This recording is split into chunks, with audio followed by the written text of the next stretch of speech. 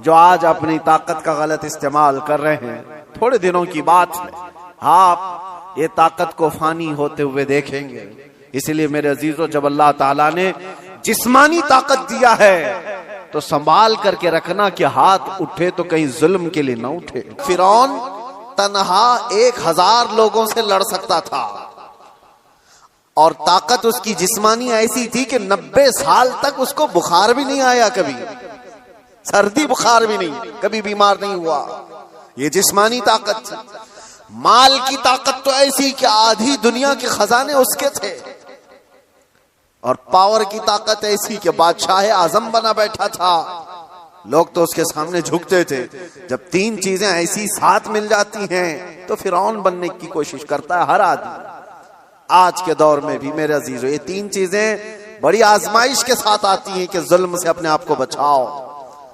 माजूर आदमी क्या जुल्म करेगा, उसके लिए वो इम्तिहान नहीं है। जो बिस्तर पर पड़ा हुआ है, जिसकी ना जिस्मानी ताकत है, ना माली पैसी ताकत है और ना पावर उसके पास है, ऐसा आदमी क्या जुल्म करेगा? जुल्म वो करता है जिसके पास ताकत हो, और ताकत वाले के साथ इम्तिहान भी ज्यादा है। अजीजा ने गिरामी वकार, आज हम देख रहे हैं ताकत 3 किस्म की मैंने बताया। सबसे पहले मैं शुरुआत करता हूं जिस्मानी ताकत।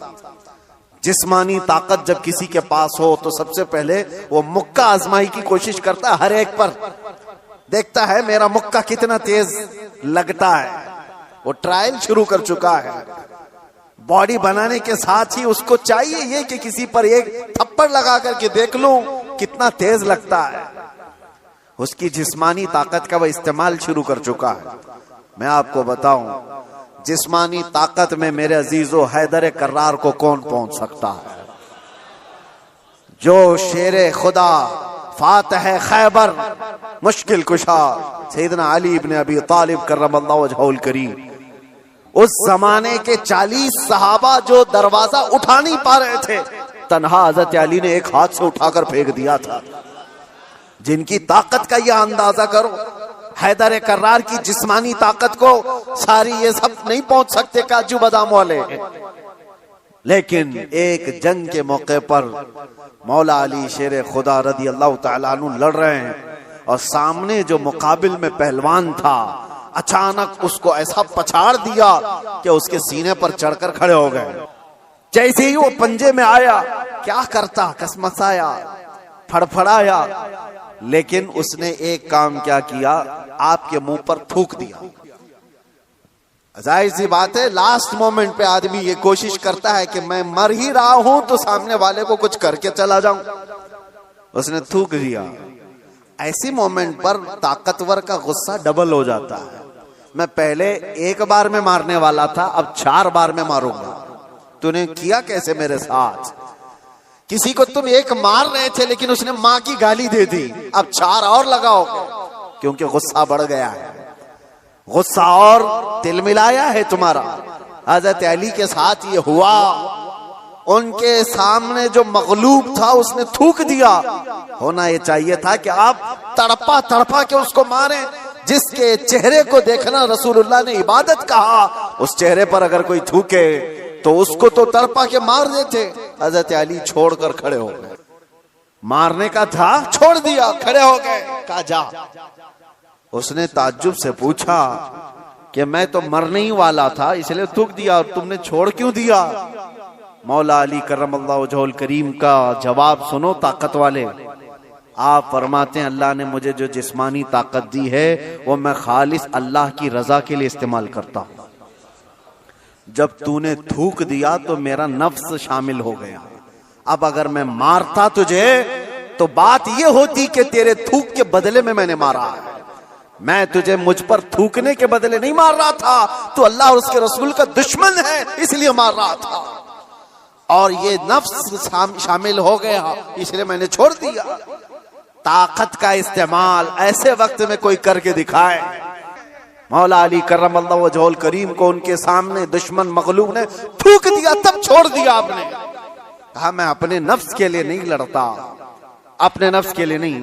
और आज जो कुछ भी पावर का इस्तेमाल है, ताकत का इस्तेमाल है, वो सिर्फ और सिर्फ नफ्स के लिए है। आज ये एक मिसाल मैंने आपको बताया जिस्म का गलत इस्तेमाल करने वाले लोग। और क्या समझते हो तुम्हारी ताकत क्या ये हमेशा की है? चंद दिन का इंतजार करो, दांत टूट जाएंगे, कमर झुक जाएगी और उसके बाद आजाद जवाब देने लगेंगे। जिन हाथों से तुमने मुक्का आजमाई की थी, चंद दिनों के बाद वो हालत होने वाली है कि हाथ से तुम्हारे गिलास भी नहीं पकड़ा जाएगा। रोटियां तुम्हारे हलक तक डालने के लिए हाथ कपकपा रहे होंगे। हमने बड़े बड़े पहलवानों को बिस्तर पर पांव रगड़ रगड़ कर मरते हुए देखा है। ये जिस्मानी ताकत फानी है, खत्म होने वाली है। और समझ लो कि तुम्हें बुढ़ापा नहीं आया, कमजोरी नहीं आई, बीमारी नहीं आई, तब तो मौत तो आनी है, चाहे जवानी में आए। और मेरे आका सल्लल्लाहु ताला अलैहि वसल्लम एक बार हजरत अबू हुरैरा रदियल्लाहु ताला अन्हु के साथ एक ऐसे खंदक के पास से गुजर रहे थे जहां लोग कूड़ा करकट कचरा सब फेंका करते थे। वहां पर मेरे आका सल्लल्लाहु ताला अलैहि वसल्लम खड़े हो गए। हजरत अबू हुरैरा से कहते हैं, इस खंदक में कुछ तुम्हें नजर आ रहा है? तो आपने कहा, हाँ या रसूल अल्लाह सल्लल्लाहु अलैहि वसल्लम, हड्डियां हैं पुरानी। आप सल्लल्लाहु अलैहि वसल्लम ने फरमाया, ये उन मरे हुए लोगों की हड्डियां हैं, उनके कपड़े हैं जो गल चुके हैं, जो अपने जमाने में ऊंची सवारियां करते थे, बड़े जिस्मों के मालिक थे। इनको ताकत और कुव्वत बहुत दी गई थी और आज ये सड़ गल गए हैं और कीड़ों की ग़िज़ा बने। ये हश्र तो उन ताकतवरों का भी होगा जो आज अपनी ताकत का गलत इस्तेमाल कर रहे हैं। थोड़े दिनों की बात है, आप ये ताकत को फानी होते हुए देखेंगे। इसलिए मेरे अजीजों, जब अल्लाह ताला ने जिस्मानी ताकत दिया है तो संभाल करके रखना कि हाथ उठे तो कहीं जुल्म के लिए ना उठे। जिस्म का इस्तेमाल कभी अपने नफ्स के लिए ना हो।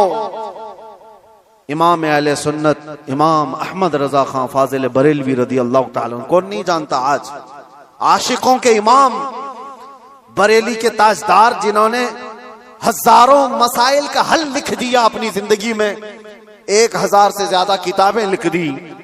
और वो शहंशाह वक्त, अपने जमाने के कुतुब, मस्जिद में एतिकाफ में बैठते थे रमजान में, लेकिन एतिकाफ की हालत में भी मुसलसल इल्मी काम किया करते थे। एक बात थी, आला हजरत जैसे फकीह, उनके जैसा बड़ा आलिम जिसके सामने दूसरे कई उलमा अपने घुटने टेक देते, एतिकाफ की हालत में तवज्जो, जैसी ही इफ्तारी हो जाती तो आपके खादिमों में से, घर से जो खाना लाया जाया करता था, एक बच्चा था 12 साल का, वो तो शदान लेकर के आता था, इफ्तारी और सहरी पहुंचाता था मस्जिद में। लेकिन आला हजरत को एक आदत थी पान खाने की, और पान खाने वाले लोग इफ्तारी के फौरन बाद पान चाहिए। आला हजरत इफ्तारी कर चुके, पान जो रोजाना आता था वो बच्चा पान लाया नहीं, और टाइम गुजरता गया, आपको पान की तलब हुई कि अभी तक आया नहीं, अभी तक आया नहीं। वो तकरीबन घंटा भर के बाद वो बच्चा आया और दौड़ता हुआ आया, कहा, बड़े मौलाना साहब पान रह गया। पान ला करके दिया, एक तमाचा उसको लगाया, कहाँ चला गया था वो बच्चा? जो खादिम है, खिदमत करने वाले लोग हैं, कहा माफ कीजिए भूल गया था, दिया और चला गया भागकर। पान खा लिया। आपके शागिर्द हैं अल्लामा जफरुद्दीन बिहारी रहमतुल्लाह तआला अलैह, उन्होंने लिखा है इसको, आला हजरत के शागिर्द। वो कहते हैं पान खाने के बाद आला हजरत इतने बेकरार हो गए, तरावी हो गई, टहलते रह गए इधर से उधर बेचैनी से। मैंने जाकर पूछा इमाम वक्त से, आला हजरत से, मौलाना जफरुद्दीन साहब फरमाते, कहा क्या वजह है? आला हजरत ने कहा, मौलाना जाओ वो बच्चा कहाँ है, उसको ढूंढ के लाओ। कहा क्यों, क्या हुआ? काम उसको बुला लाइए, मैं उसको मार दिया था। तो मौलाना जफरुद्दीन रहमतुल्लाह अलैह फरमाते, मैं ढूंढने के लिए निकला, वो कहाँ मिलता, रात हो गई थी, कहीं दुबक के सो गया हो। लेकिन आला हजरत ने रात भर ढूंढने लगवाया। जो भी शागिर्द आए उससे कहो बच्चे को ढूंढ लाओ जो खाना लाता है हमारा, वो कहीं मिला ही नहीं। रात भर आप सोए ही नहीं, मस्जिद में टहलते रहे बेकरारी के साथ। सहरी का वक्त हुआ तो तोशादान लेकर बच्चा आ गया, उसकी ड्यूटी थी। वो जैसे ही आया, आला हजरत लपक कर दरवाजे पर जाते और जाकर तोशा उसके हाथ से लिया, रख दिया और घुटने टेक कर जमीन पर बैठ गए। उस बच्चे के दोनों कंधों को पकड़ा और कहा, बेटा कल की रात मैंने थप्पड़ मार दिया था अपने हाथ से तुझे, खालिस मेरे पान के लिए, ये मेरे नफ्स के लिए मारा था, तो अल्लाह के लिए मुझे माफ कर दे। वक्त का इमाम अब छोटे बच्चे से कह रहा है मुझे माफ कर दे। वो बच्चा कसमसा रहा है, घबरा रहा है। देखा है वक्त के बड़े बड़े फकीह और मुफ्तियान कराम इस इमाम के सामने बैठ जाते हैं अदब से, और ये वक्त का इमाम मुझसे माफी तलब कर रहा है। बच्चे ने कहा, हुजूर छोड़ दीजिए, मैंने कुछ समझा ही नहीं, मुझे कुछ पता ही नहीं। आला हज़रत ने कहा, नहीं ऐसा नहीं होगा, तू कह दे माफ किया। मौलाना ज़फरुद्दीन फरमाते हैं, मैं देखता खड़ा था। आला हज़रत कह रहे हैं, कल क़यामत के दिन अगर रसूलुल्लाह सल्लल्लाहु अलैहि वसल्लम ने मुझसे पूछा, ऐ अहमद रज़ा, क्या तेरे अंदर अल्लाह ने ताकत इसलिए दी थी कि तू अपने पान के लिए छोटे बच्चे पर हाथ मारे, मैं क्या जवाब दूंगा उस दिन क़यामत के दिन। आला हज़रत उसको पकड़ करके थाम रहे, तो उस बच्चे ने कहा कि ठीक है, मैं माफ कर दिया। आला हज़रत कहते हैं, बच्चों को इख्तियार नहीं है माफ करने का, बच्चों को मसाइल है, वो मालिक नहीं है।